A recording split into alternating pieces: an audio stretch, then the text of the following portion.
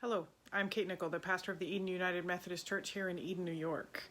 I know it's been a while since I've recorded one of these, and that's partly because I like doing this less than I like leading worship without any of you present.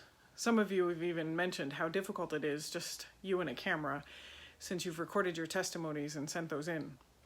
I'm really grateful for those of you who have recorded testimonies and sent those in, because it's enabled us to continue to share with each other, to grow in our faith together even when we cannot gather. I figured it was actually important for me to address you again this way because of some of the information that's come out in the last week.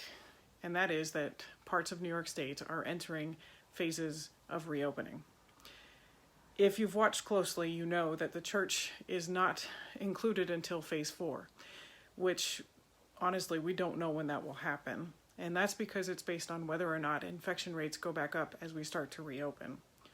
So my continued request of you is to pray for us, pray for the church, pray for the world, and pray for an end to this pandemic.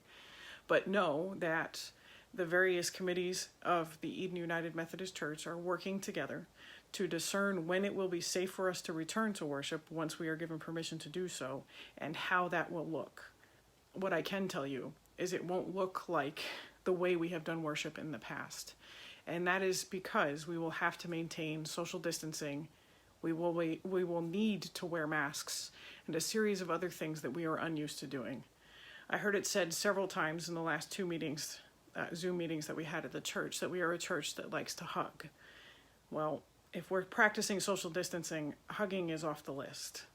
Now, I know that as we've remained separated from one another, the desire to see each other and the desire to hug one another when we see each other will be great. But I also know that if we want to safely worship together and create space for those in our community who are more vulnerable, we need to be mindful of the ways we interact with each other. Continue to pray for an end to this pandemic. Continue to pray for yourself and your relationship with God. Continue to check in on your neighbors, on your friends, and remember that God valued each and every one of us enough to give his life for us on the cross. That means that when we make decisions as the church, we seek to make decisions that value all human life. So pray, check in, be well. We will worship again.